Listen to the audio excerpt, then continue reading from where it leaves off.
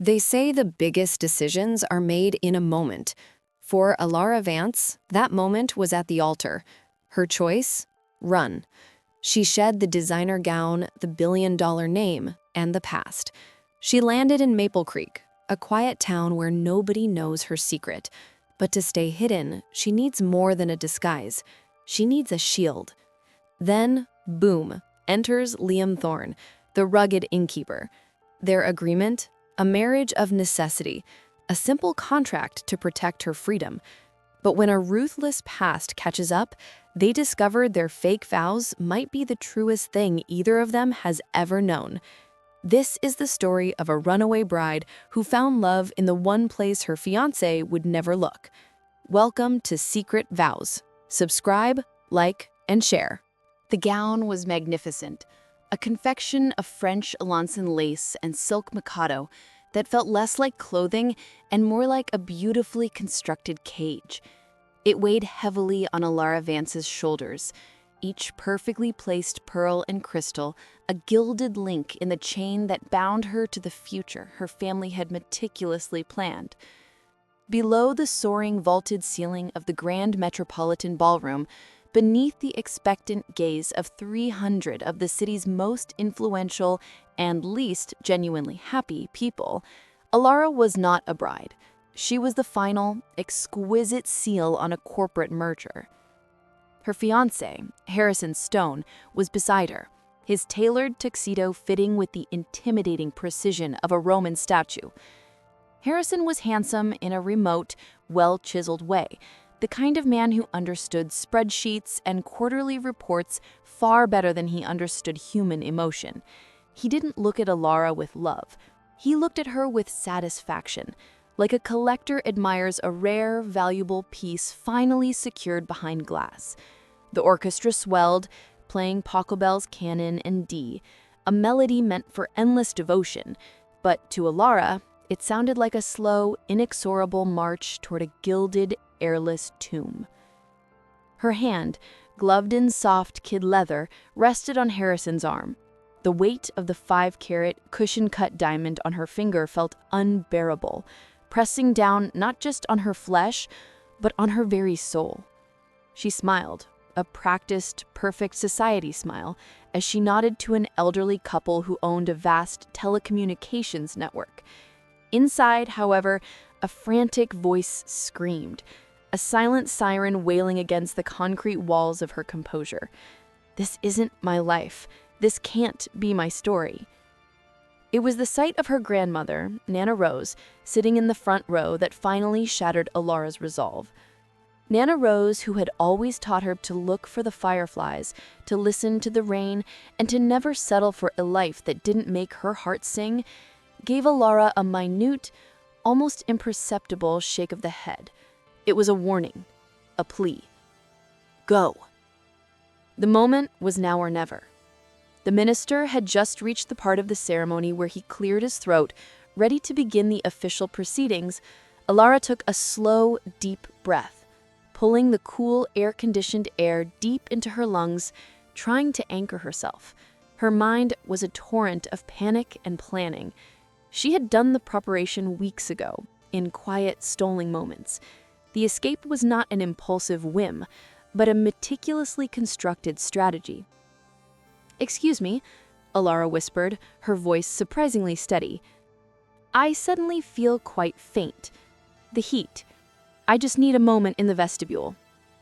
Harrison, ever pragmatic and concerned only with appearances, leaned down, his face a mask of mild annoyance. "Keep it brief, Elara. The photographer is ready for the wide shot." "Of course," she murmured, pulling her hand away gently. The heavy skirt swished as she turned, a magnificent white wave parting the sea of black tuxedos and shimmering gowns. Every eye followed her, a minor breach of decorum, but she kept her pace measured, her expression apologetic. She knew her family, perched in the second row, were already frowning. Vance women do not create scenes. She reached the marble vestibule where 2 imposing floral arrangements flanked the ornate mahogany doors leading to the exterior parking garage. her heart hammered against her ribs, a frantic, trapped bird. A young, nervous-looking junior bridesmaid hovered nearby, holding a small basket of rose petals. She smiled at her kindly and stepped past the doors, into the hushed, carpeted corridor leading to the service entrance. She moved quickly now, the expensive satin lining of the dress whispering against her skin. The heels, delicate, ivory, and utterly impractical, were the first casualty. Reaching a hidden service staircase, she slipped them off, tucking them beneath a large potted fern. She paused for 1 second, her hand resting on the heavy, insulated door to the garage. She could still turn back. She could still accept the beautiful, safe, empty life waiting for her. She could not. Pushing the door open, she was hit by a wave of stale air, exhaust fumes, and the overwhelming silence of concrete. The grand cathedral-length train of her dress instantly swept across a fine layer of dust and grime. It didn't matter. Nothing matters but the open road. She hurried down the ramp, the white silk now a startling, luminous beacon in the dim, utilitarian light of the parking garage. She had parked the getaway car herself 3 days prior, under the cover of a frantic flower delivery. It was a beat-up, late-90s Toyota Camry, borrowed from her retired sweet-natured chauffeur, Mr. Henderson, who had promised not to tell a soul for 48 hours. It was a hideous, tainted blue, the perfect camouflage. Fumbling with the heavy satin skirts, she located the car in the darkest corner of level B2. Her fingers, trembling only slightly, found the key tucked beneath the passenger side wheel arch. The lock protested with a loud, grinding click that echoed thunderously in the silence of the elegant world she had left behind. She didn't look in the rearview mirror. She didn't look back at the grand doors.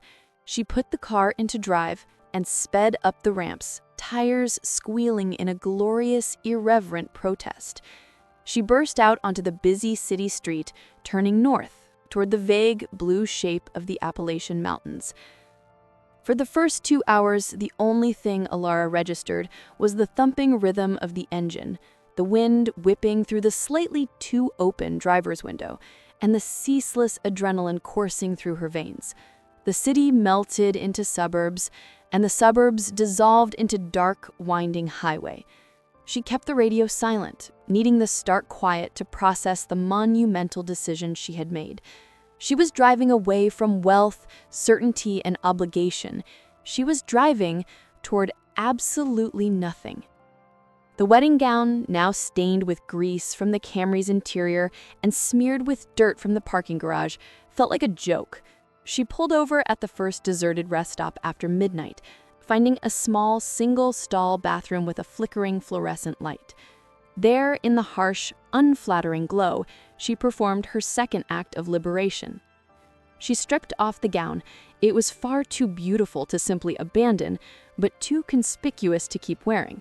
She bundled the heavy silk and lace into the trunk alongside the duffel bag, as if burying a beautiful, complicated ghost. She changed into a pair of worn denim jeans, a thick, cream-colored wool sweater, and a pair of serviceable hiking boots she'd hidden in the duffel weeks ago. She tied her dark, glossy hair into a messy braid. Looking in the rearview mirror, she saw a stranger. A pale, slightly wild-eyed woman whose shoulders finally looked light. The destination remained the central problem. She couldn't stay on main roads.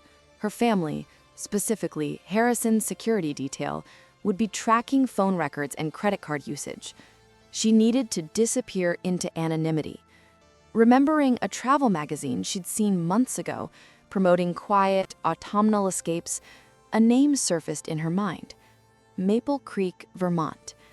It was remote, known for its covered bridges and artisanal cheeses, and most importantly, it was far, far away from the glittering, sterile halls of New York City. She took the first exit toward the state and began navigating the serpentine backroads, guided only by the small, unreliable GPS on her burner phone. The landscape slowly began to transform. Concrete gave way to towering, dense forests. The air, crisp and cold, carried the scent of pine and wet earth. The chaos inside her began to settle, replaced by a deep, weary peace. As dawn broke, painting the eastern sky in soft strokes of rose gold and misty gray, Elara finally saw the first sign. Welcome to Maple Creek, population 2,100. The town itself was a picturesque postcard, seemingly untouched by the last 50 years. It nestled in a valley carved by a glacial river, surrounded by hillsides ablaze in the late autumn colors, fierce crimson, fiery orange, and deep shimmering gold. The architecture was all clapboard and stone, dominated by a tall, elegant white steeple and a central square anchored by a massive, centuries-old maple tree. She drove slowly down Main Street, the Camry's rattling engine sounding ridiculously loud against the quiet rhythm of the morning. There was a bakery, its window already steaming with warmth, a tiny hardware store, and a place called the Maple Leaf Cafe, its sign hand-painted and slightly faded. Parking was easy, too easy. The street was almost deserted save for a few pickup trucks and one vintage bicycle propped against a lamppost. Elara killed the engine, and the resulting silence felt enormous. She sat for a full 5 minutes, her hands gripping the steering wheel, simply breathing in the cold, clean air. She was here. She was free. Now what? She needed coffee and a plan. Stepping out of the Camry, she stretched her legs, feeling the stiff fatigue of the all-night drive. She reached into the duffel for her minimal wallet, just the cash and a library card. No credit cards. As she slammed the car door shut, she turned to head toward the inviting warmth of the Maple Leaf Cafe. That's when she saw him.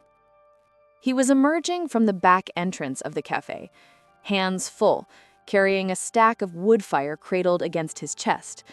He was tall, dressed in a faded flannel shirt and dark jeans that looked like they were actually used for manual labor.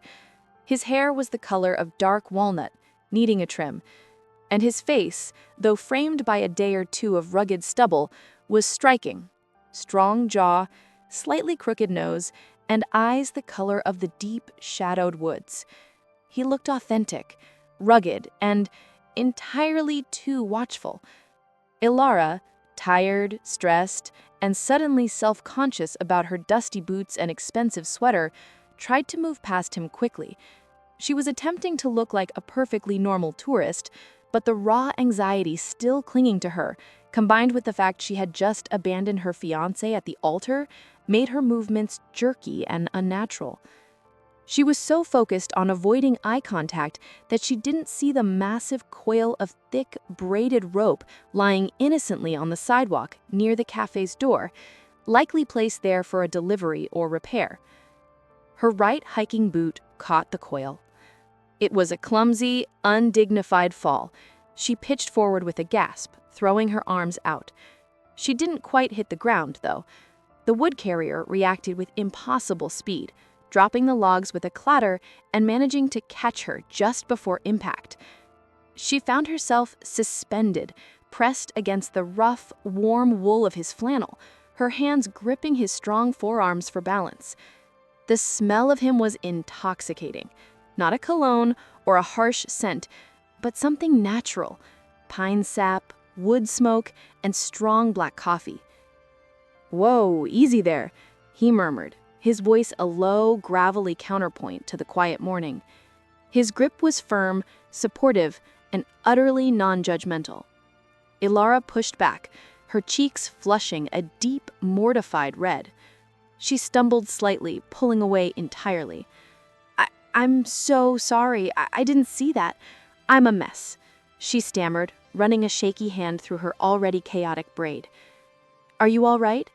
Did I make you drop all that?" She gestured toward the scattered pile of logs.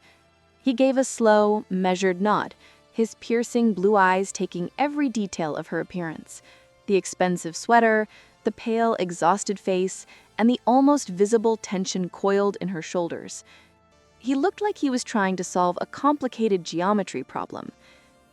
"I've survived worse wood drops, ma'am," he said, a faint, almost invisible smile touching the corner of his lips. The smile didn't reach his eyes, which remained cautiously assessing. "You look like you've been up all night and maybe fighting a small army on the way." Elara's breath hitched. She was used to people seeing her polished surface, not the raw, frantic desperation beneath.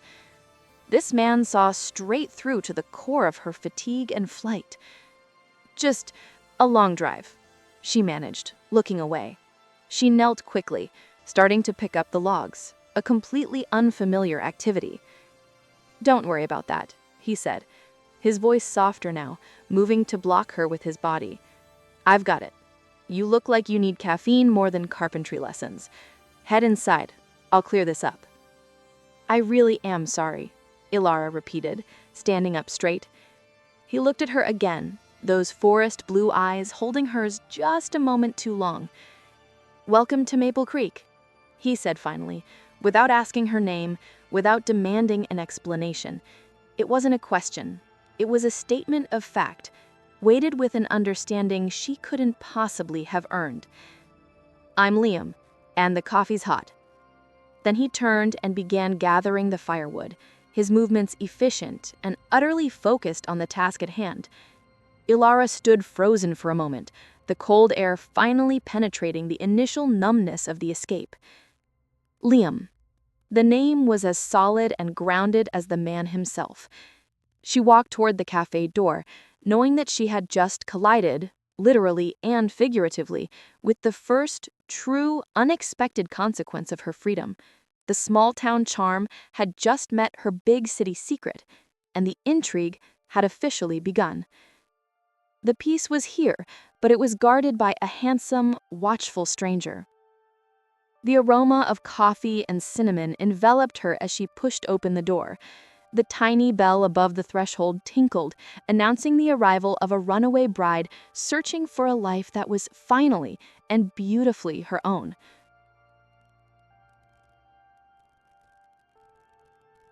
The dust of her escape still clung to the ivory remnants of her past, but here, in the welcoming warmth of the Maple Leaf Cafe, Elara felt the first faint, tentative stirrings of an unforeseen future.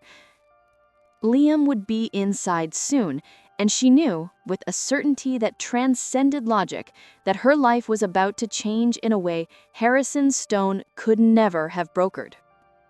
Chapter 2. The interior of the Maple Leaf Cafe was a balm to Elara's raw nerves. It was a riot of comfortable chaos, smelling intensely of espresso, baking cinnamon rolls and wood smoke, the scent of real, lived-in warmth.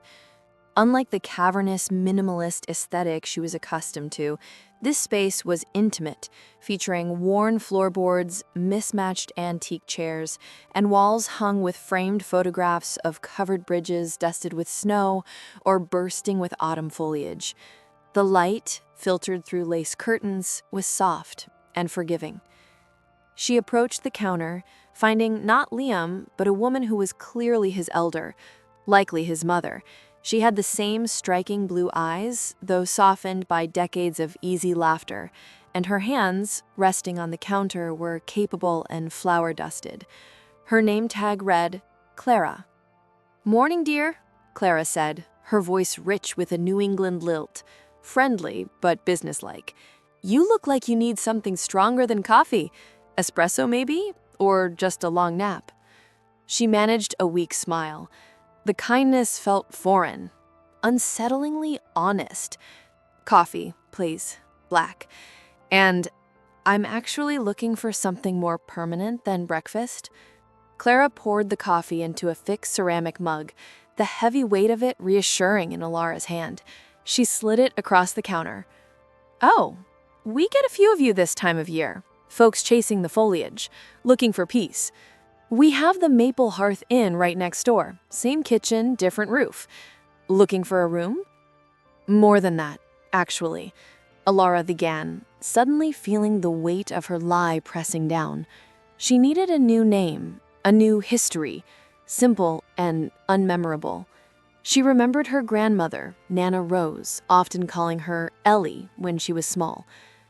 "My name is Ellie, Ellie Vance, or just Ellie. I'm traveling through, taking a break, and frankly, I ran out of funds faster than I expected.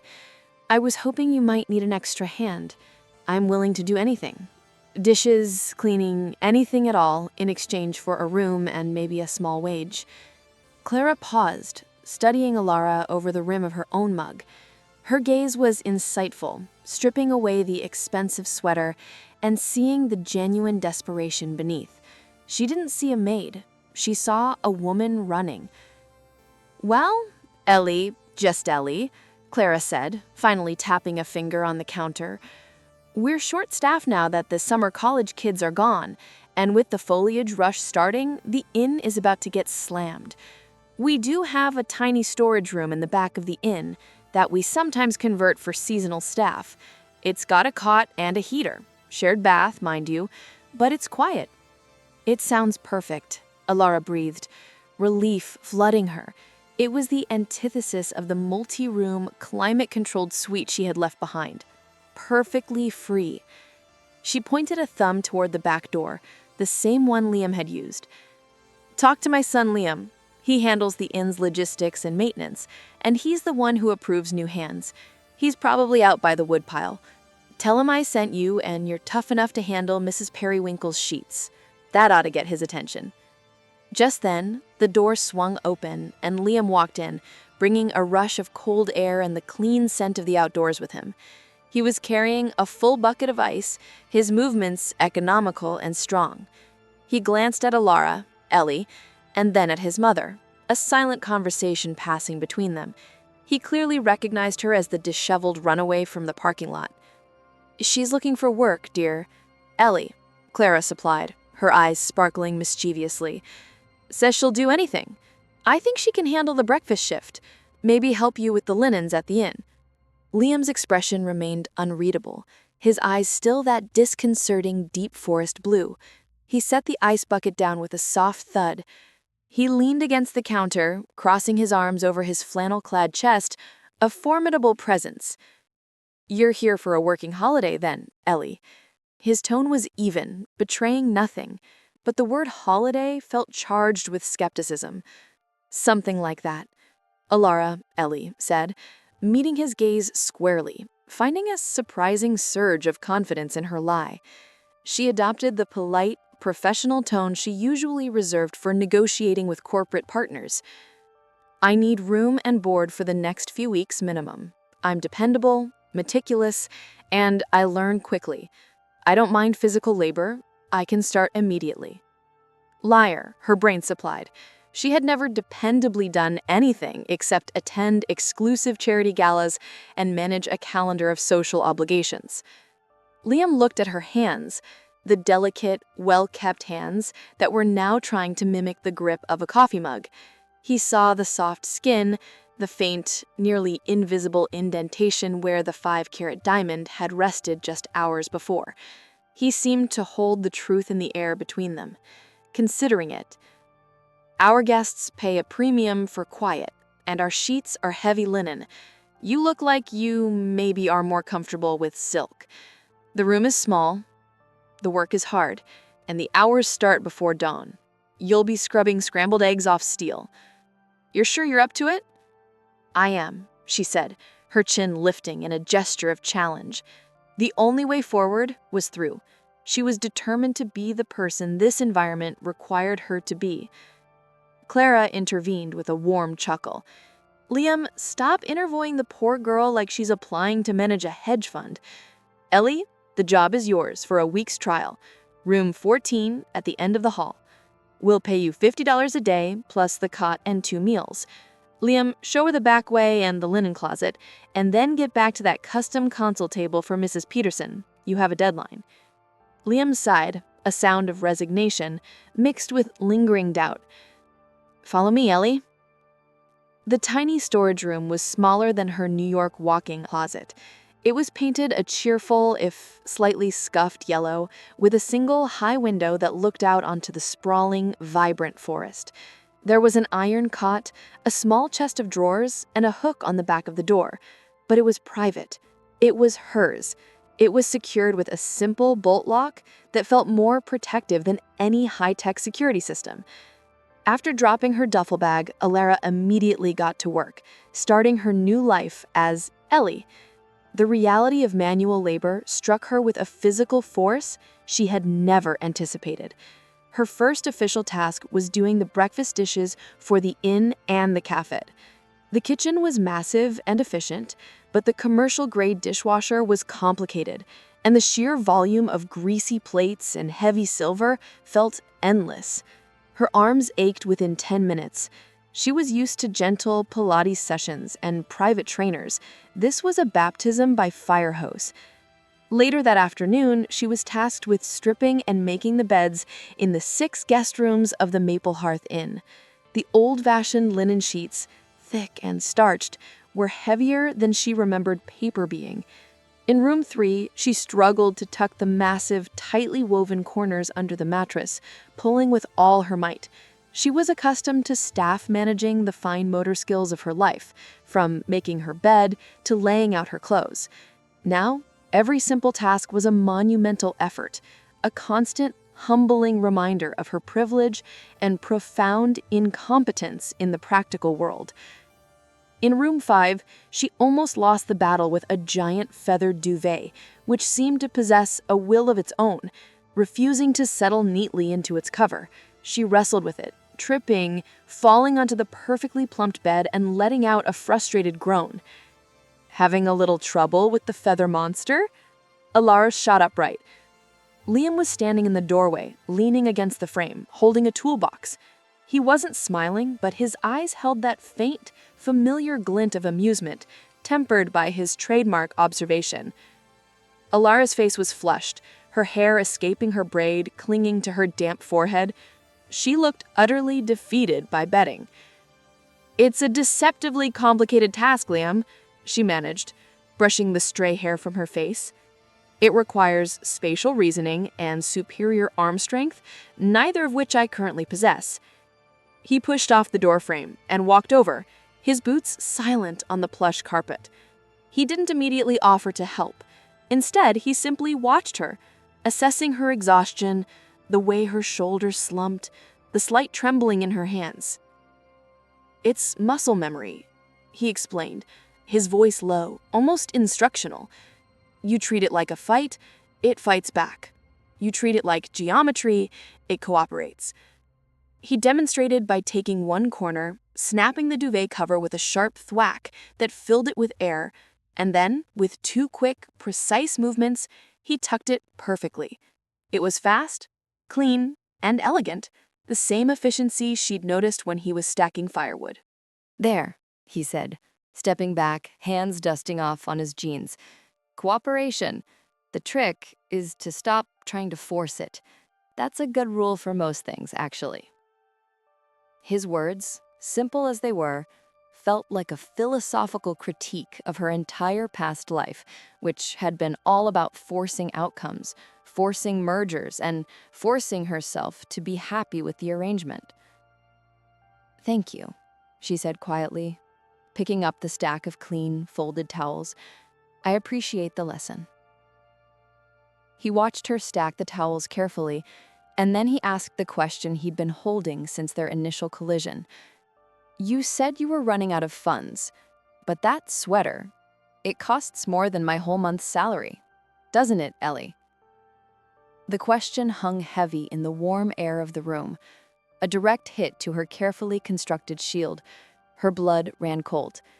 She knew the garment, a bespoke cashmere blend, was a dead giveaway. She shouldn't have worn it out of the car. She turned to the window, feigning an interest in the vibrant maple leaves outside, buying herself a precious few seconds. It was a gift from a relative who had very expensive taste. "I'm traveling light now, so I kept the warmest thing I owned. Everything else is gone." It was the perfect blend of truth and lie. Her relative, her grandmother, did have exquisite taste, and everything else was gone. left behind in the luxury of her former life. Liam didn't press. He simply stared at the back of her head, his observation unwavering.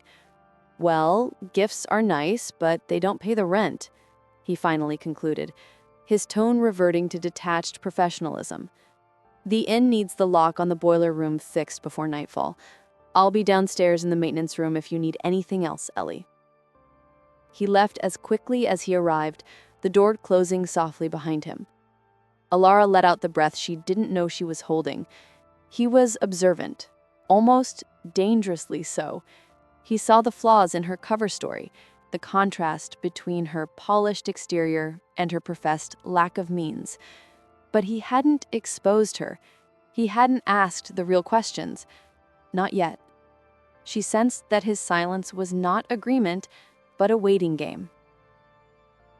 That evening, after a surprisingly delicious, heavy dinner of Clara's meatloaf and mashed potatoes, Elara retreated to her tiny yellow room.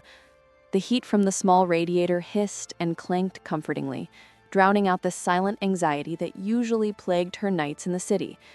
She carefully checked the bolt on the door, a completely unnecessary ritual, and then sat on the edge of the cot. She was utterly exhausted.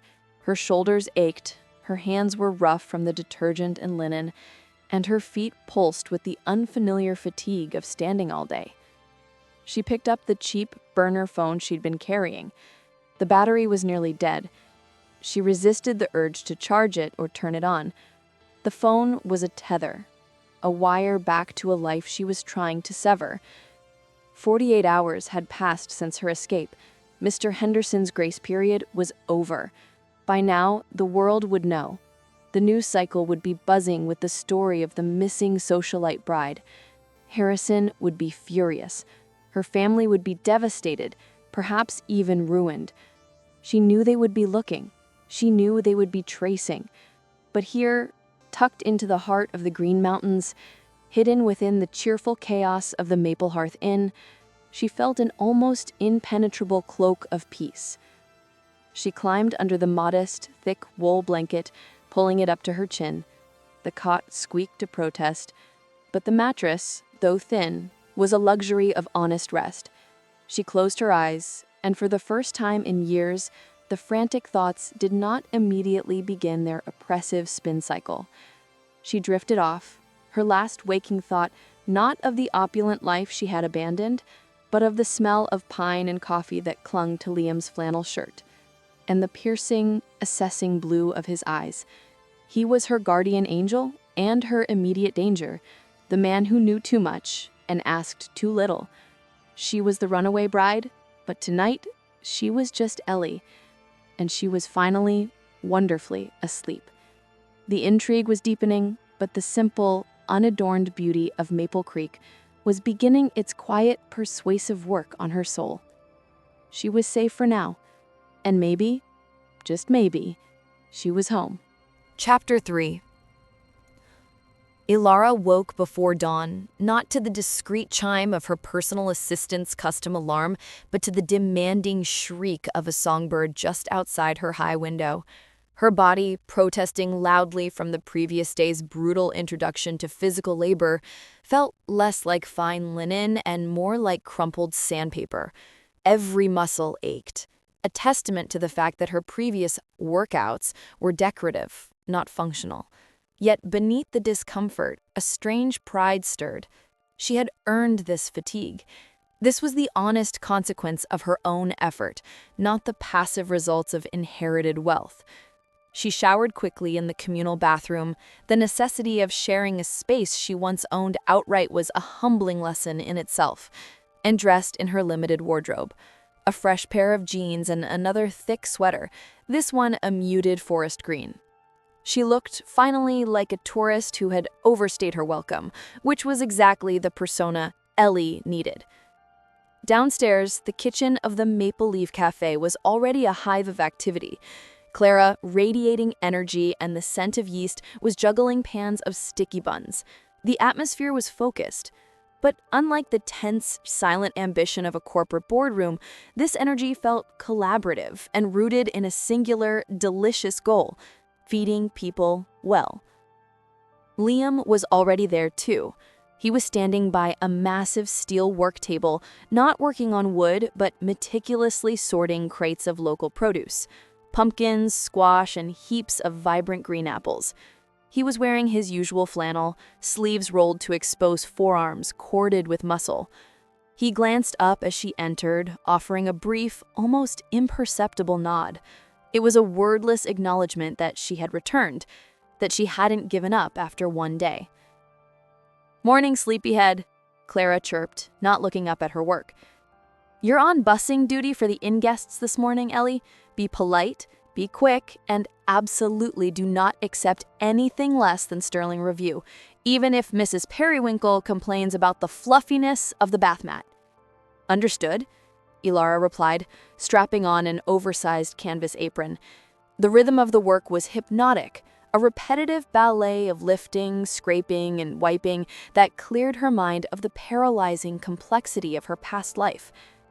As the morning wore on, the inn's small dining room filled with the soft clatter of silverware and contented murmurs. This was her first true immersion in the Maple Creek community, and it was a charming assault on her senses. First, there was Martha Bell, the baker whose shop sat across the square. Martha, a woman whose frame was as generous as her heart, had come over to deliver a specialized sourdough starter for the cafe's lunch menu. Martha sat for coffee, observing Elara's movements with grandmotherly scrutiny. "Clara, you hired a fashion model to bus tables," Martha stated loudly, ignoring Elara's blush. "The girl has cheekbones sharper than my bread knife." "She's got spirit, Martha. Needs calluses, but she's got spirit," Clara retorted, stacking clean plates. Martha simply smiled at Elara. "Don't let the work rough up those hands too much, dear. But I tell you, a good day of honest sweat makes the evening fire feel like a palace." Her words were simple, yet they contained a deep philosophy of contentment that Elara was just beginning to grasp. Martha's charm lay in her blunt, unquestioning acceptance. She saw beauty where it lay, and she was clearly trying to impart a little bit of that small-town peace to the stressed newcomer. Then there was Silas Finch, who arrived precisely at 8:30 a.m. every day, sharp as a tack despite his 70-something years. Silas, the town's unofficial historian and owner of a dusty antique shop specializing in things with a story, sat in the corner nursing a single cup of coffee for 2 hours while reading a leather-bound book. "Young lady," Silas called out to Elara as she was clearing her table. He didn't ask her name, simply addressing her existence. "You are moving too fast. Maple Creek runs on a different clock, a slower one. You'll wear yourself out trying to catch up to nothing. Look outside." Elara paused, her cloth stilling over a smear of jam. She looked out the window, where the sun had fully broken through, illuminating the maple leaves in a display of impossible, burnished gold. "See that?" Silas murmured. "That happens every year, always in its own time. You can't rush beauty, and you certainly can't rush grace. Slow down. Breathe the maple air. You'll find what you're looking for isn't at the finish line, but right here, in the texture of the day." Elara felt the peace he spoke of wash over her, a deep stillness that counteracted the frantic pace of her city life. She had always measured success in speed and acquisition. Here they measured it in stillness and observation. These people, uncomplicated and genuine, were slowly chipping away at the steel around her heart. The kitchen was winding down after the main breakfast rush, and Liam was in the adjoining dining room setting up for a luncheon. Clara pulled Elara aside, a small, intricate glass bottle in her hand. "Ellie, honey, this is important," she said, her voice dropping to a confidential whisper. "Today is the start of the foliage season, and we always put out a special treat for our first big crowd. This," she held up the bottle, which was filled with a deep, dark amber liquid, "is the real star of Maple Creek.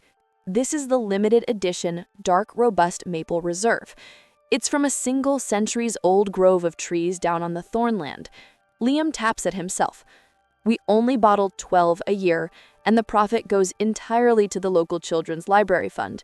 It sells for $300 a bottle, and it's meant to be enjoyed one tiny drop at a time, not slathered on pancakes. Elara's eyes widened at the price. $300 for syrup? In her old life, $300 was a parking fee. Here, it was a major charitable contribution. Clara placed the bottle carefully on the edge of the kitchen counter next to a large, generic plastic jug of commercial, mass-produced pancake syrup. I need you to take the generic jug out to the buffet table. The small one is for show, under lock and key for the guests who buy the full-size bottles to take home. Don't, I repeat, do not touch the reserve bottle. It's priceless to the town and irreplaceable to the fundraiser. Got it? Absolutely, Elara confirmed, mentally marking the glass bottle as the do not touch explosively expensive item. Clara smiled warmly. Good girl. Now I need to check on the pastry stock at Martha's. I'll be back in 30 minutes. And with a kiss on the cheek, Clara was gone. This is where the big city flaw in Elara Vance's programming revealed itself. In her world, if something was placed on a counter, it was either trash or meant for immediate use. And furthermore, everything that looked expensive was expensive, and anything that looked plain was low quality. Elara picked up the plastic jug of the generic syrup. It was thin, sickly bright brown and smelled artificial. It clashed horribly with the beautiful, fresh-baked pancakes Liam was placing on the buffet platter. No, no, no, Elara thought with the ingrained perfectionism of a woman who once dictated the flower arrangements for entire galas. You cannot serve beautiful, handmade pancakes with this plastic sludge. The glass reserve bottle, with its thick, beautiful label and rich, dark color, was clearly the superior product. It was artisanal. It was beautiful. It was worthy of the food. Clara just said it was for show, but surely she meant for the VIPs, Elara reasoned, the voice of the old, entitled Elara whispering insidiously in her ear. The initial crowd is the VIP crowd. I will put this out, and when it gets low, I will replace it with the cheap stuff. Without a moment of hesitation, Elara picked up the irreplaceable bottle of dark, robust maple reserve. She carried it out to the buffet, setting the shimmering, expensive liquid next to the golden stack of pancakes. She even gave the syrup a gentle shake, admiring the viscosity. It looked perfect, a detail mastered. 15 minutes later, the dining room began to fill up with hungry guests, and naturally, they started using the syrup. Because the reserve was so incredibly rich and thick, one guest, a jovial man in a bright orange jacket, assumed it was slow and gave the bottle a massive shake, pouring a monumental quarter-cup stream of the priceless liquid over his short stack of pancakes. Elara, who was refilling water glasses, didn't notice the catastrophic error until she heard a low, controlled growl behind her. Ellie, my wood shop. Now. Liam's voice was utterly devoid of the playful teasing he sometimes used. It was flat, hard, and laced with absolute, terrifying disappointment. He didn't shout, he didn't make a scene, but the quiet intensity of his command made Elara's knees knock together. She followed him out, heart sinking, a cold dread replacing her momentary pride. His woodshop was a separate converted barn behind the inn, filled with the comforting smell of sawdust, linseed oil, and pine. Tools were hung in perfect order, and a large half-finished mahogany table sat under a drop-cloth. He closed the heavy wooden door behind them, shutting out the world. He didn't look angry. He looked defeated. He simply held up the reserve bottle, which was now a shocking 3/4 empty. Ellie, what did you do? He asked, the question not needing an answer. Elara's face crumpled. I'm so sorry, Liam. I thought the plastic jug was the cheap stuff and that this was the good stuff for the guests. The pancakes deserved the good stuff. I didn't see a lock, and Clara said the plastic one was for the table, but it looked so horrible, and this one was so beautiful, and I thought the guests would appreciate the local artisanal touch. She was rambling, her polished composure dissolving into a flood of genuine distress. The magnitude of her mistake was clear now. It wasn't just syrup, it was charity, community pride, and a year's worth of a rare, specialized product. Liam rubbed the back of his neck, his frustration a visible tension in his shoulders. Ellie, that syrup sells for $300 a bottle. $300. It's aged for 3 years. It's what pays for the library's heating oil for the whole winter. We put it out to show, not to use. The plastic jug is what we use. It doesn't look pretty, no, but it's practical and sustainable. He set the bottle down with a decisive thud. You don't know the difference, do you, between what's truly valuable and what's just flash? The question was a direct hit, a metaphor for her entire life.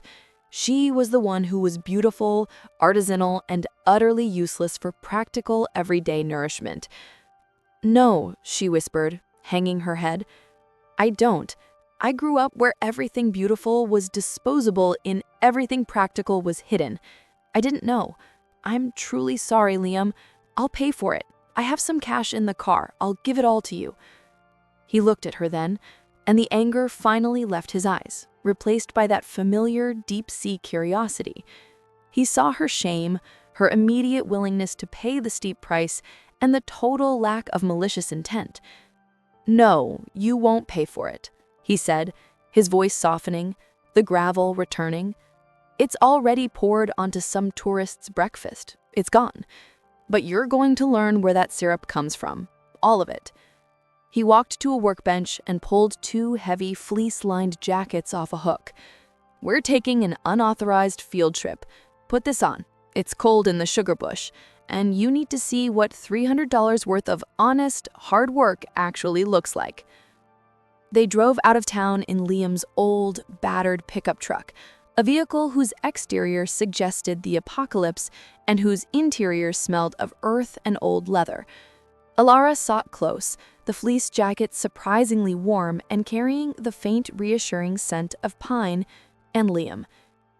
They pulled up to a small, isolated clearing deep in the woods. This was the sugar bush, the maple grove. Hundreds of massive, ancient maples towered over them, their branches a stunning cathedral ceiling of gold and scarlet leaves. Taps were already in place, tiny silver spouts ready for the spring thaw. Liam led her to a small, rustic wooden shack, and then to one of the giant, garled trees. This is it, he said, gesturing to the grove. This is the source. It takes 40 years for a maple to mature enough to tap. It takes 40 gallons of sap to make 1 gallon of the cheap syrup, and it takes twice the effort and a lot more filtering for the reserve.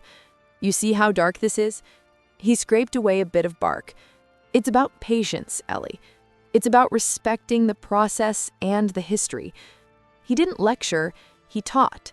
He explained the cycles of the seasons, the delicate balance of pressure and vacuum required to harvest the sap, and the precise temperature needed for boiling to achieve different grades. Elara, the corporate negotiator who bored easily with details, was captivated. She was seeing true, intrinsic value for the first time. So the cheap syrup is just impatient, she concluded, tracing a finger across the rough bark of a maple. Liam smiled, a genuine, full, heartwarming smile that transformed his entire face. It was the first time she had seen it, and it momentarily stole her breath. That's exactly right, he said, and the reserve is patient. It waited. It took its time to become something magnificent. He sat down on a mossy log, and Elara sat across from him. The silence of the forest was absolute, a profound, peaceful stillness. You're patient, Liam, she observed quietly. With me, too. You knew I made a huge mistake, but you didn't fire me, and you didn't shame me. You taught me. He looked down, picking up a handful of dark, rich soil, letting it sift through his fingers. I see the value in things that are rough on the surface, but have good potential, Ellie. And I see a lot of tension in you, a lot of hurry. You look like a woman who ran fast, but didn't know where she was running to. He didn't ask again about the expensive sweater. He didn't ask about her past. He asked about her present state of being. I was running from a life that was predetermined, a life that was beautiful, expensive, and completely empty. I ran toward nothing, but I found Maple Creek, and now I'm learning the difference between beauty and value. Liam nodded, his eyes meeting hers, a shared moment of truth that went beyond the need for names or titles. The key to Maple Creek is that we don't hide the work. The effort is what makes the product, the syrup, the furniture, the quiet life, so valuable. Don't hide your effort, Ellie. And don't hide the mistake. Own it. Learn from it. As the shadows lengthened and the forest began to turn a deep, resonant purple, Liam stood, pulling her up with a strong, warm hand. The teaching moment was over, but the intimacy lingered, as thick as the most valuable syrup. Elara knew that her misstep hadn't created distance, it had created a necessary, powerful closeness. He was no longer just her employer, he was her reluctant, watchful teacher. Driving back, the old truck rattled slightly, but Elara felt a profound sense of peace.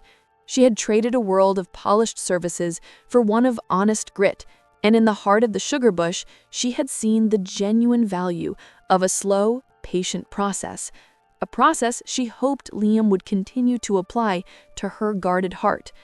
She was a work in progress, and she finally had a capable carpenter guiding the renovation. Chapter 4. The second week in Maple Creek settled over Elara, or Ellie as she now fully answered to, like a comforting, heavy quilt.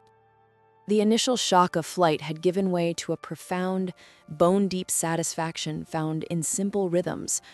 Her hands, once soft and useless, were now a mosaic of small blisters and calluses, evidence of her daily battle with heavy linens, sticky dough, and the unrelenting commercial kitchen sink. She wore the small wounds like medals of honor. She wasn't an accessory anymore. She was functional. The autumn air grew sharper, painting the valley in even richer tones of ochre and garnet. The Maple Hearth Inn was buzzing, filled with leaf peepers, wealthy city dwellers escaping their offices for curated weekend perfection. Ellie navigated the crowds with an almost serene efficiency.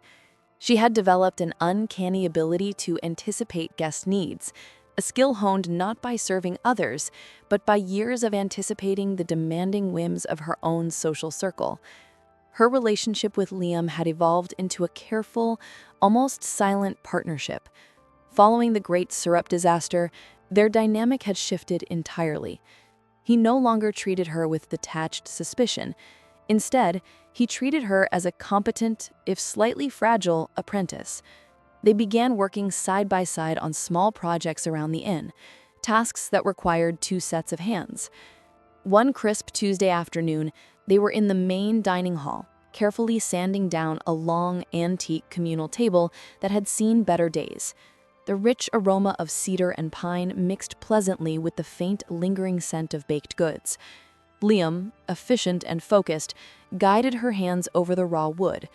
"You have to respect the grain, Ellie," he instructed, his voice low and close to her ear as he leaned over her shoulder, demonstrating the steady, even stroke of the sandpaper. His proximity was distracting, the warmth radiating from him, the way his dark hair caught the sunlight filtering through the window, the subtle movement of muscle beneath his flannel. "You have to respect the grain, Ellie. A valuable finish, not a flash one," she corrected, echoing his lesson from the sugar bush. Her own hands moved more surely now, feeling the subtle resistance of the wood. "I'm learning. I'm starting to think my whole life was spent fighting the grain." He pulled back, sitting on the opposite side of the table. He took a long swig of water from a battered metal canteen. He didn't pry, but his eyes, clear and perceptive, seemed to hold a vast, silent understanding. "A grain can be changed, Ellie, but it takes time and a lot of honest friction." Their conversations were like this, oblique, philosophical, and intensely personal without ever touching the actual facts of her past. They spoke in metaphors: wood grain for life paths, maple sap for intrinsic value, the stillness of the forest for emotional peace. It was a language they were slowly creating, a subtle, intellectual courtship that bypassed the need for formal dates or superficial pleasantries. It was charming in its depth, and inherently dangerous because it was building a foundation of emotional honesty on a bedrock of fabricated history. The trouble walked in precisely at 3:15 p.m., heralded by the aggressive ding of the cafe bell. The new arrival was a woman in her late 40s, flawlessly manicured, draped in a cream-colored shearling coat that looked impossibly expensive and utterly pristine. She wore dark, oversized sunglasses indoors, a clear sign she didn't belong to Maple Creek's quiet aesthetic. She was everything Elara used to be, high maintenance, demanding, and radiating the anxious energy of a life measured by appointments and exclusivity. Ellie, working behind the counter to cover Clara's break, tried to look unremarkable as she took the order.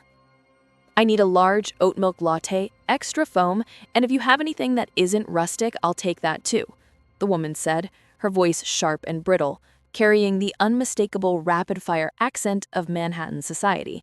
She sounded like Elara's stepmother.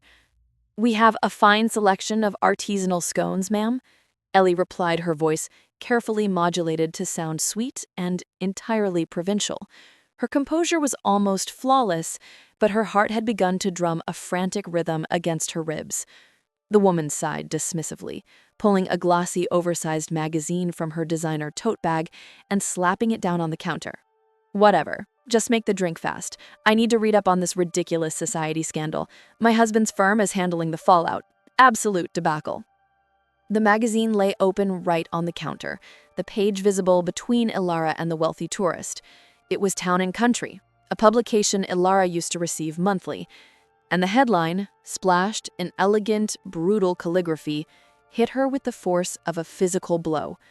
"Runaway Millionaire's Bride, Elara Vance's Great Escape. Where is she now?" Below the headline was a massive, high-resolution photograph. It was a picture taken at the charity gala 3 weeks prior. Elara, radiant and composed in an ice-blue gown, standing stiffly beside Harrison Stone, who wore a condescending corporate smile. It was her face, her real face, looking back at her, polished, untouchable, and utterly betrayed.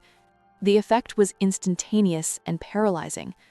The noise of the grinder, the gentle hum of the refrigerator, the chatter of the few remaining customers, all of it faded into a distant, muffled roar. Her breath hitched, catching painfully in her throat. She fumbled the milk-frothing pitcher she was holding. It slipped from her grasp, clattering loudly against the stainless steel countertop before hitting the floor with a deafening, echoing crash. The air filled instantly with the stench of scalded milk. "Oh, for heaven's sake," the tourist snapped, jerking the magazine away from the spatter of white liquid. "Can't you people handle simple equipment? You've ruined this week's issue."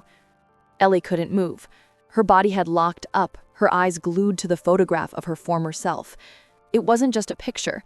It was proof that the world she fled was actively searching, that the net was tightening. The terror was primal. Exposure, humiliation, and the forced return to a life she hated. Her face went pale, draining of all color until her cheekbones stood out starkly.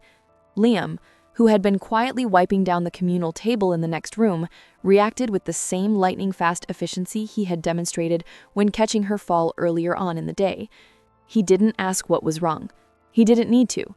He saw the wealthy woman, the magazine, and the sheer physical break in Ellie's composure. He had never seen fear look so absolute. He moved silently and swiftly, crossing the kitchen floor in 2 large strides. He didn't touch her, but he positioned his large frame between Elara and the tourist, effectively blocking the woman's view of Ellie's frozen panic. "My apologies, ma'am," Liam said, his voice instantly taking on a calm, authoritative presence that brooked no argument.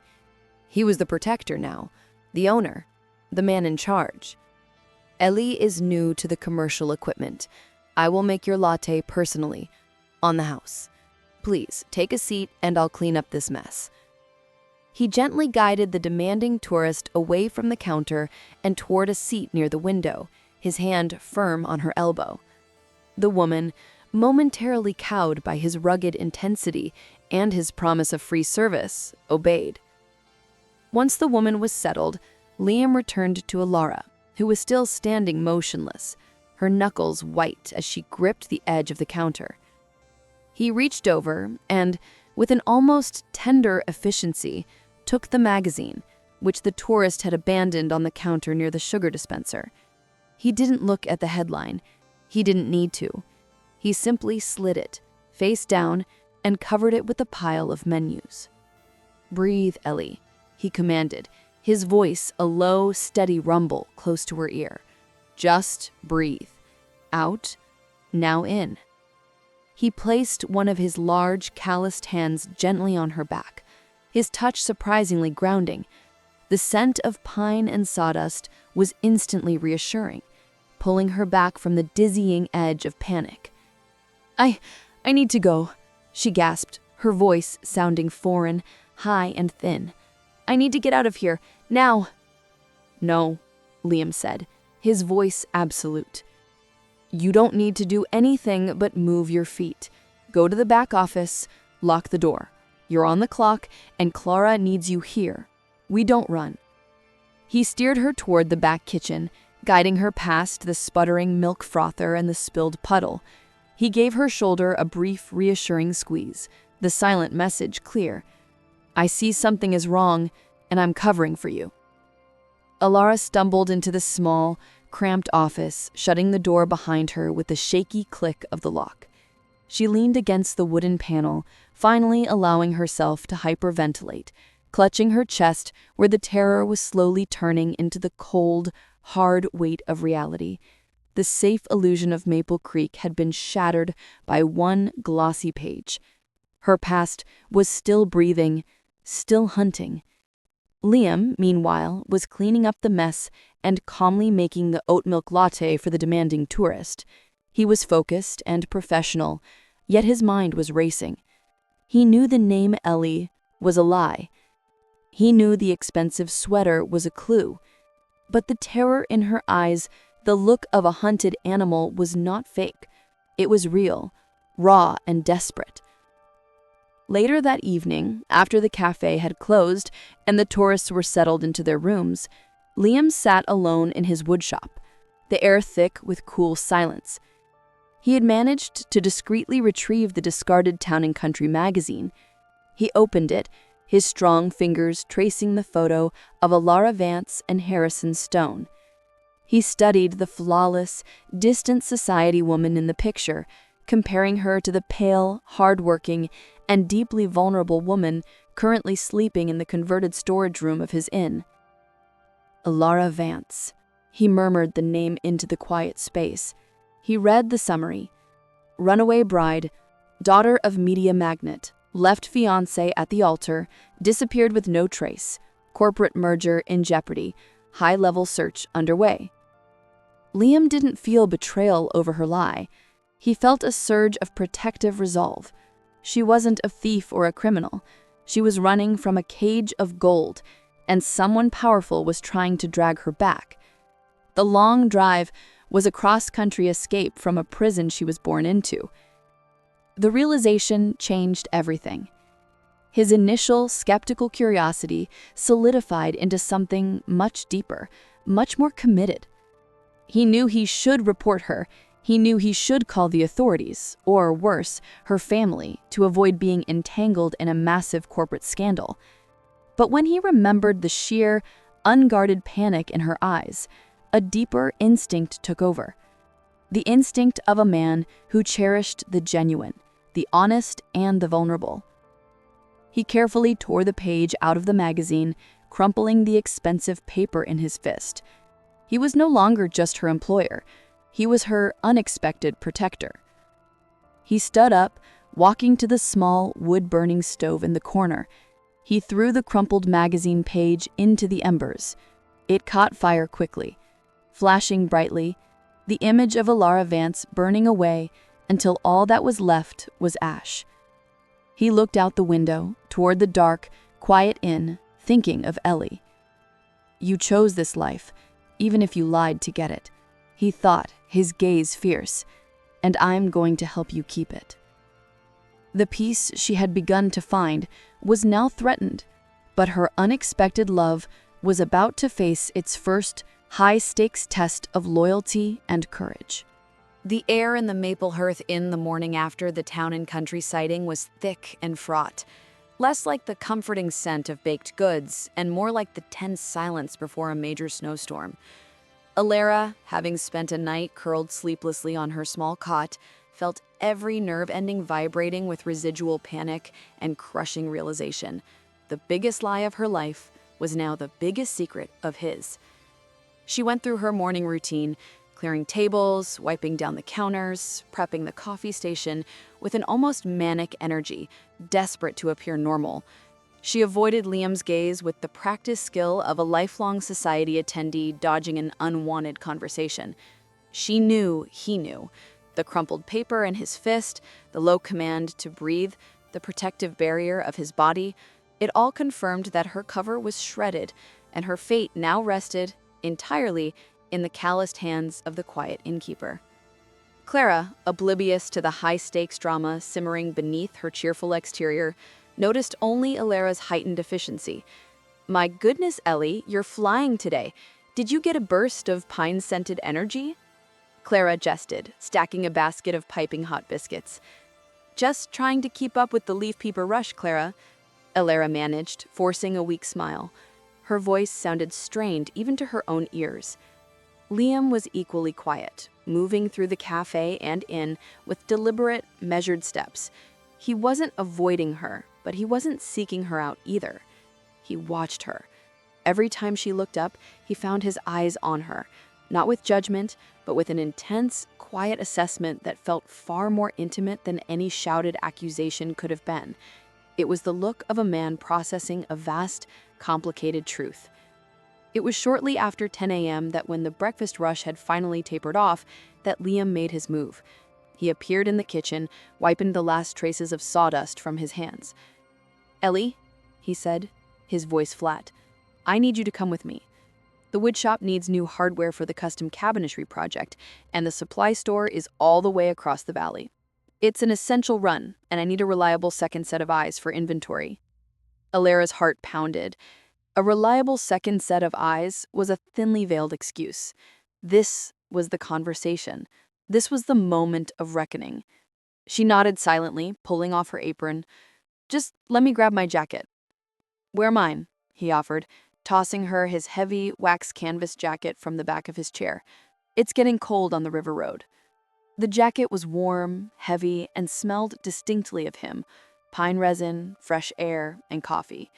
It felt like a borrowed armor, a temporary shield against the world. She settled into the passenger seat of his battered, faithful pickup truck.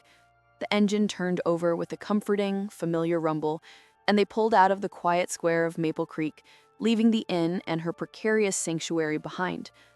The drive was silent for the first 10 minutes, the only sound the crunch of the tires on the gravel road and the music of an old acoustic guitar playing softly on the truck's radio. Liam drove slowly, deliberately, giving Elara time to prepare, or perhaps time for him to formulate the perfect question. He didn't take the main road to the supply store. Instead, he turned off onto a narrow, winding track that disappeared into the most vibrant part of the sugar bush. The trees here were aflame, an almost spiritual intensity of color, deep cherry red fading into brilliant yellow gold. Finally, they reached their destination. It wasn't the supply store. It was the old mill-covered bridge, one of the oldest structures in the county, a local landmark often featured on postcards. It spanned a small, rapidly moving stream, its massive wooden beams painted a weathered barn red. It was a place where time seemed to fold in on itself, offering total privacy and profound beauty. Liam pulled the truck to a stop just before the entrance, cutting the engine. The sudden silence was deafening, broken only by the rush of the water beneath the bridge. "We're not going to the supply store, are we, Liam?" Elara asked quietly, her hand gripping the edge of the seat.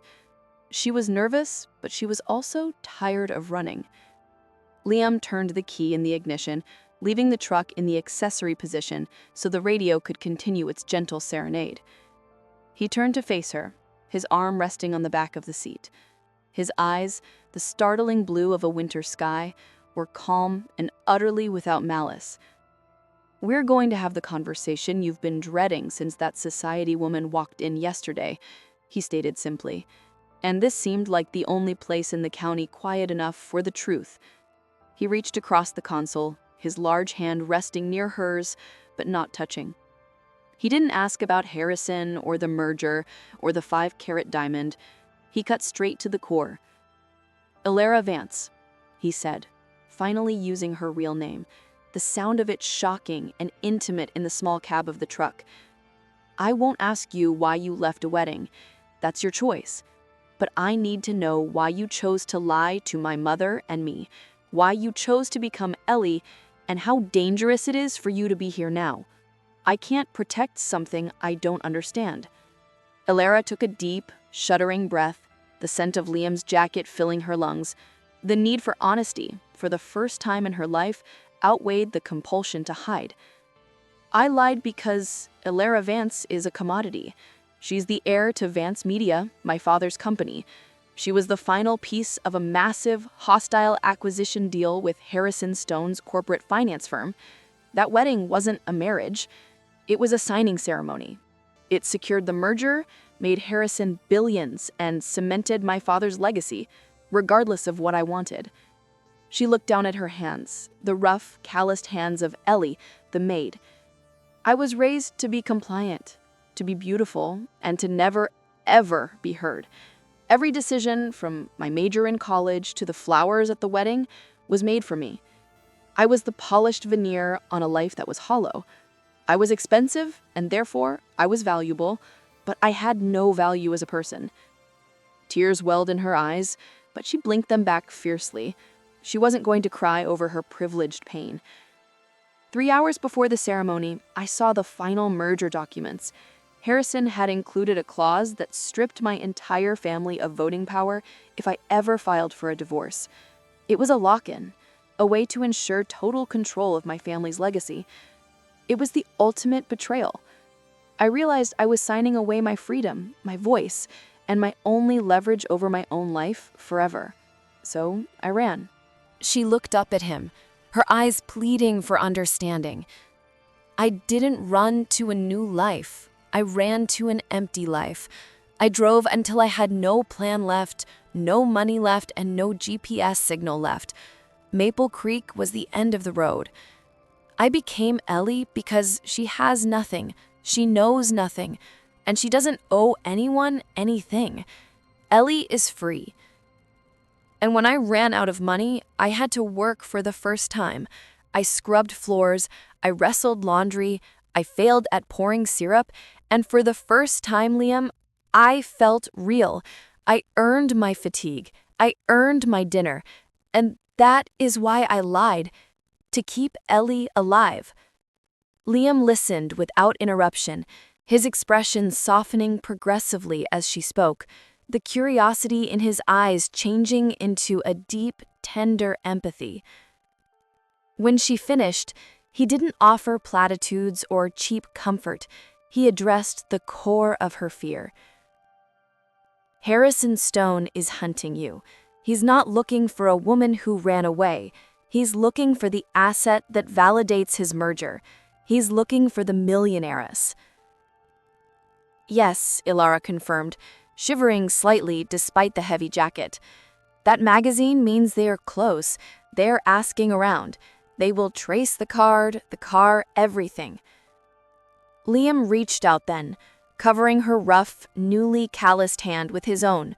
His touch was warm and utterly steady. "Ellie is a good name," he said, his thumb brushing slowly over her knuckles. "And she works hard. But she is in danger now, and we have to protect her. That panic attack yesterday was a warning. We have to make this permanent. Elara Vance doesn't look like Ellie the maid, but she does look like her. We need to blur the lines."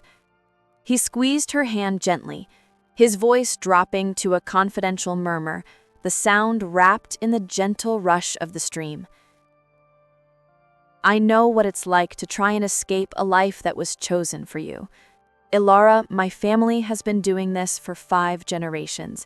This inn, this land, it's not a business, it's a history. I was supposed to go to Boston, get an engineering degree, and come back and modernize everything. I tried. I failed. I came back because I couldn't trade the integrity of this life for the convenience of the city. I came back to honor the grain. His unexpected vulnerability was a profound gift, a matching truth offered in exchange for her confession. He wasn't perfect. He too had run from expectation and found refuge in this simple, demanding life.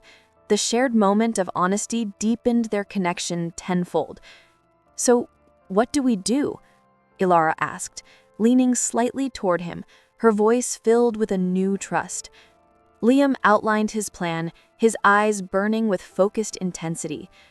"First, we burn the rest of your old clothes. Too expensive, too memorable. We get you local clothes, durable and unremarkable. Second, you stop using Ellie Vance. You become Ellie Thorne. Thorne is my mother's maiden name. It is a solid, local name. No one will question it, and it gives you a history we can control. Third, you're not a maid anymore. You're my woodshop apprentice.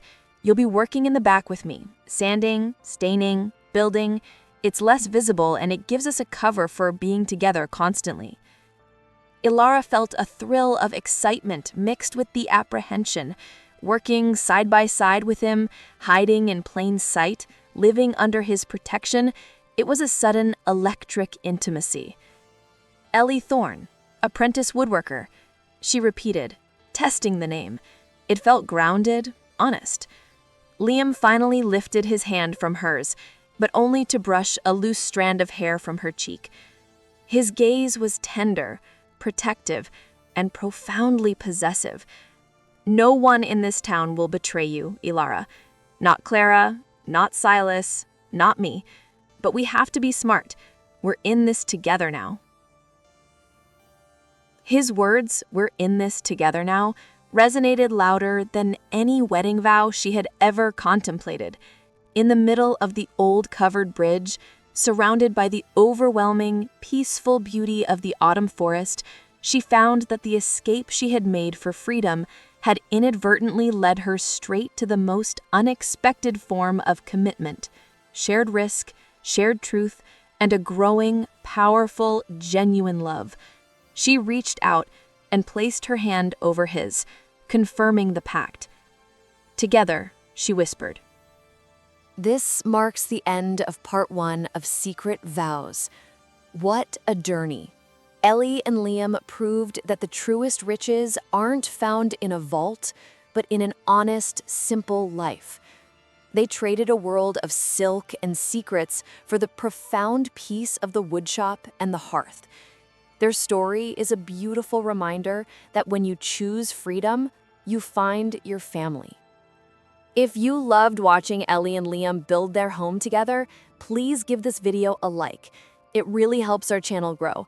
And if you want more stories about unexpected love and small-town charm, hit that subscribe button and turn on notifications so you never miss an episode.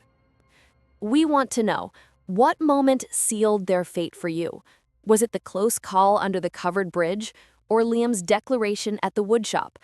Drop your thoughts in the comments below as you wait for part 2 of the story, which will be dropping very soon. Ready for more great escapes and incredible love? Click on the screen now to watch our next full story or explore the entire Defying Social Expectations playlist. Thanks for listening.